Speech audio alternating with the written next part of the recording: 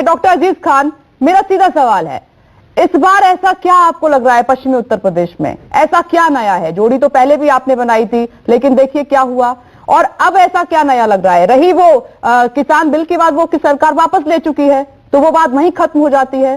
तो ऐसा क्या नया एक्सपेरिमेंट आप कर रहे हैं, नया कर रहे हैं, जिससे आप बीजेपी को रोक पाएंगे पश्चिमी उत्तर प्रदेश में? देखिए विपनेश जी, अभी समीर सिंह साहब कह रहे थे टोपी, ये टोपी से किस कदर घबरा गए हैं इसको आप अंदाजा लगाएं। इनको शायद पता नहीं है कि लाल, पीली और हरी टोपी जो है ये मिला करके समाजवादी पार्टी एक गुलदस्ता तैयार, जाली वाली कहां, और वो गुलदस्ता, उस गुलदस्ते की जो खुशबू है, अरे सुनिए मेरी बात, बीच में मत बोलिए, उस गुलदस्ते की जो खुशबू है वो पूरे उत्तर प्रदेश में बिखेरी जा रही है, बिखेरने का प्रयास है। और जो दलित, शोषित, वंचित समाज है, पिछड़ा समाज है, जिसको बीजेपी ने 4.5 साल धोखा दिया है, उसको न्याय दिलाने के लिए इस टोपी का इस्तेमाल किया जा रहा है, ताकि एक गुलदस्ता तैयार हो और ऐसे लोगों को सत्ता की चाबी दिलाई जाए जिसका हक मारा गया है। 4.5 साल में इनका हक मारा गया।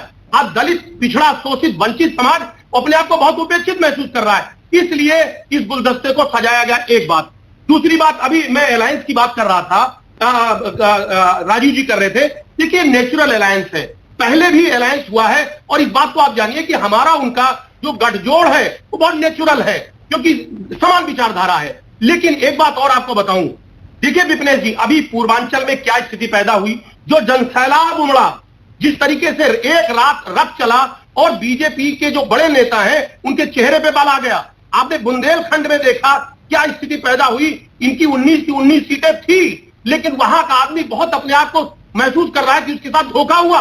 आप समझिए कि वो एक जनसैलाब उमड़ गया पूरे बुंदेलखंड में, जो हमारी रैलियां हुई, जो प्रोग्राम हुआ हरदोई में, मऊ में, अंबेडकर नगर में।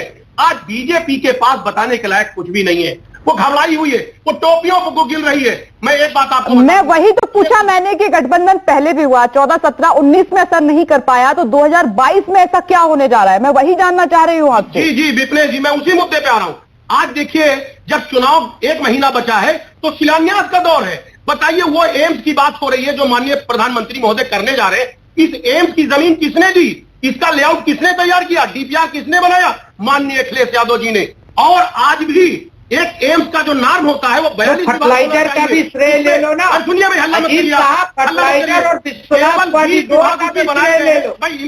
अरे कुछ किया नहीं। रुक जाइए समीर जी, वो आपके बारे में नहीं बोले थे, सुन लीजिए समीर जी, मैं आती हूँ, धैर्य रखिए थोड़ा सा। घबरा रहे बोलने से समीर जी 1 मिनट रुक जाइए, सुन लीजिए, मैं जवाब दूंगी तब जवाब दीजिएगा। भाई समीर सिंह भाई, मैडम इनको रोक दीजिए। विपनेश जी रोक दिया, बोलिए। एम्स के जो नार्म है उसमें 42 विभाग होना चाहिए, अभी सिर्फ 20 विभाग उसमें बनाए जा चुके हैं केवल, और वहां एम्प्लॉय भर्ती नहीं हुए, ऑपरेटर्स नहीं है, वहां पे जो अप्रूवल होना चाहिए जो एमसीआई का वो बराबर नहीं हुआ, और जो रिक्वायरमेंट होनी चाहिए वो नहीं हुआ। एक बात।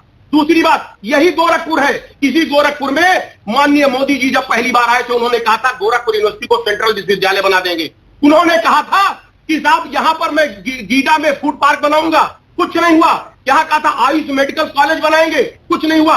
लेकिन यही समाजवादी पार्टी है, इसने मदन मोहन मालवीय इंजीनियरिंग कॉलेज को टेक्निकल यूनिवर्सिटी बनाने का काम किया। गोरखपुर यूनिवर्सिटी में 24 वेंटिलेटर दिया। बीआरडी मेडिकल कॉलेज में आप समझिए, जो इंसेफ्लाइटिस और डेंगू एक बहुत बड़ी बीमारी है पूर्वांचल की, उस इंसेफ्लाइटिस के लिए 500 बेड का हॉस्पिटल बनाया। आप देखिए ना इस बात को। और नौका विहार, जहां पर मुख्यमंत्री महोदय जी का कार्य आती हूं आपके पास, वहां पर इन्होंने कहा था उसे डेवलप करेंगे, उसको समाजवादी पार्टी ने डेवलप किया। इन्होंने कहा था स्पोर्ट कॉम्प्लेक्स बनाएंगे, और तमाम बड़े बड़े लुभावने वादे किए। विकास की बात कर रहे हैं, लेकिन ऐसा दिखाई नहीं दे रहा है। मैं आ रही हूँ आपके पास, इसमें जाति का भी तड़का है, गठ पे पहुंच पा रही है।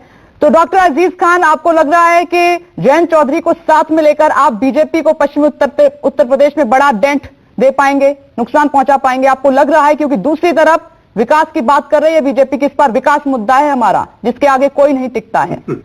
ये आप देखिए कि आज जनता में उत्साह किस कदर है। लोग चाहते हैं धर्म कर्म पे चुनाव नहीं चाहते हैं। आज देश की जनता, प्रदेश की जनता चाहती विकास की बात करो, बेरोजगारी की बात करो, महंगाई की बात करो, और बीजेपी इस पे बात करना नहीं चाहती है, क्योंकि इन मुद्दों पर लगातार फेल रही है। आप किसी भी मुद्दे पे ले लें, आप देखिए आज पेट्रोल की कीमत की क्या स्थिति है। आज आप गैस के सिलेंडर देखिए, हमारे यहाँ प्रोग्राम में दोनों तरफ गैस लगा हुआ है। आप देखिए लगातार गैस की कीमत बढ़ती जा रही है, और यहां तक जो कमर्शियल सिलेंडर है वो उसकी कीमत और बढ़ती जा रही है। जो पहले ढाबे में खाना और रेस्टोरेंट में सस्ते में मिलता था, आज उसकी कीमत कई गुना बढ़ गई। आप देखिए, आप एक आम एक गरीब आदमी, नहीं, मैं ये पूछ रही हूँ, जो 3 कृषि कानून जिसको लेकर आपने सरकार को घेरा किसानों के साथ साथ, उस पर मास्टर स्ट्रोक प्रधानमंत्री नरेंद्र मोदी का वही नाराजगी थी, उन्होंने वापस ले लिए। अब तो कोई चिंता की बात नहीं है। क्या भुनाएंगे आप पश्चिमी उत्तर प्रदेश में जयंत चौधरी के साथ मिलकर? देखिए विपनेश जी, वो 3 काले कानून उद्योगपतियों के लिए खुद बीजेपी लाई थी और खुद उसने वापस ले लिया। तो जाहिर सी बात है, उससे किसानों का फायदा तो कुछ हुआ नहीं, बल्कि किसानों का नुकसान हुआ। 750 किसान शहीद हो गया। जाड़ा, गर्मी, बरसात, कोरोना काल में बैठा रहा, कितना नुकसान हुआ, किसानों को कुचल दिया गया। तो किसानों का फायदा क्या हुआ? भाई किसान तो पहले भी मांग कर रहा था, एमएसपी की गारंटी और तमाम तरीके की मांग थी। उस मांग को मानने के बजाय, बाकी आप ये समझिए, अगर वो किसानों के कानून को वापस ले लिया तो किसानों को कोई फायदा नहीं। अगर वाकई में फायदा देना चाहती बीजेपी किसानों को, तो एमएसपी की गारंटी क्यों नहीं दे रही है वो? आखिर ये जो 750 किसान बीजेपी की गलती से शहीद हुए, बाकी कई किसानों को कुचल दिया गया, इनकी मंत्रियों के द्वारा कुचल दिया गया, उन मंत्री तक को बर्खास्त नहीं किया गया। तो ये सारी मांगे जो बहुत अहम मांगे हैं, वो किसानों की बीजेपी मांग नहीं रही है। यानी बीजेपी को किसानों से हमदर्दी नहीं है, उनको अपने वोट से हमदर्दी है। आज जब चुनाव सर पर आ गया, जब उनको लग गया कि जमीन खिसक गई है पैर के नीचे से, तो इस तरीके के काले कानून को वापस ले रहे।